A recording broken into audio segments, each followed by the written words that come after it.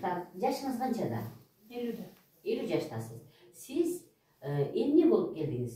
Кайсы жериңиз ооруп атат?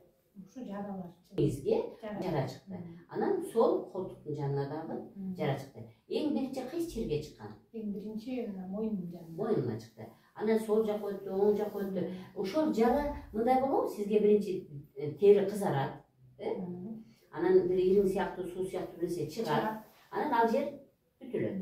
Бүтүлөт. Bölük canından çaldı. Анан кайра баш бөлөк жагына чыгат, Так, канча убакыт болду дейсиз байкаганыңызга? Bakalım 3 yıldan. Байкаганыңыз 3 жыл болду. 3 жылдын ичинде эмне кылдыңыз? 3 yıldan içinde частный врачтарға бардым. 2 жолу. Аптекада уколдордон алдыңызбы? Алдым биринчи. Аптекадан алдыңыз, аптекада дарылардан иштеңиз. Анан элдик медицинага да бардыңызбы? Элдик медицинага бардыңыз дагы. Ал жакта эмне иштеңиз? Угорбашым. Артын угоргош иштеңиз. Так, ушул угоргошту ичкенде кандай өзгөрүүнү көрдүңүз? Bir 6-7 ay ошол эмелерим жабылып калды бул автобустан. Кайра эле 2-3 айдан кийин башталды. Кайра башталды. Так, сиз мага буга чейин келген белеңиз? Келген. Так, канча убакыт? Bir жыл мурда. Bir жыл мурда. Bir жыл мурда келгенде мен сизге түшүндүргөн болчумун, э? Анан сиз эмне үчүн келбей калдыңыз? Ошондой болду.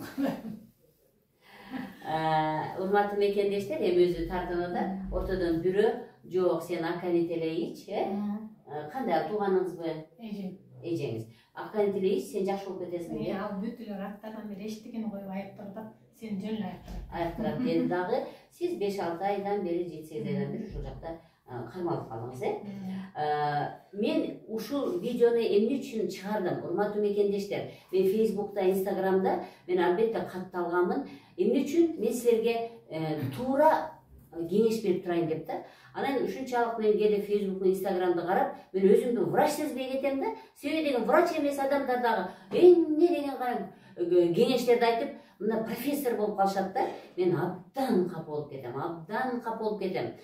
Урматтуу кыргызстандыктар, врач эмессизби? Сиз эч качан бирөөгө менин атам мындай болду, анан сен да мындай болосуң, или менин коңшум мындай болду, сен да мындай болосуң, сен мындай. Сиз врач эмессиз. Капа болбоңуз. Сиз врач эмессиз. Сиз бергенге, кеңеш бергенге акылыңыз жок. Эмне болсо да биз 7-8 жылда биз медүстө окуганбыз.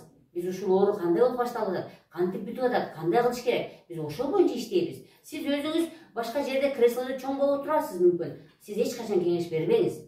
Албетте, орустар айтат, лучше поздно, чем никогда дейт. Али да кеч эмес. Потому что ар түрдүү диагноз коюлду болуш керек. Сизди онкологияга жөнөтүп болуш керек, Сизди туберкулезге жөнөтүп болуш керек. Бирок сиз ушул диагноз коюлгандан бери өтө жаман болуп кеттиңизби, болбодуңузбу? Болгон жоксуз, Эми онкология болсо, мисалы туберкулез болгондо, албетте организм аканит абдан жакшы. Мен бир видеомда аканит айтып кеткен. Бул сөзсүз түрдө муну ичиш керек. Бирок муну бул кошумча болуп саналат да. Негизги дарыланууга бул кошумча чөп болуп саналат. Туура эле ичкен, бирок бир эле аканитте эжеси куйра кармап койгон.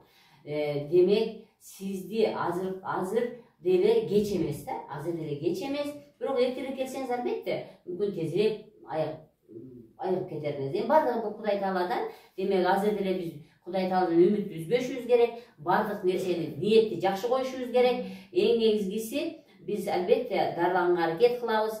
Кудайдын таасири менен, Кудай Тааланын амири менен биз аракет кылабыз. Биздин методдор менен жакшырганга аракет кылабыз. Дагы бир жолу катуу эскертем, урматтуу Facebookчулар, урматтуу Instagramчылар, врач болбоңуздар, эч кандай кеңеш бербеңиздер.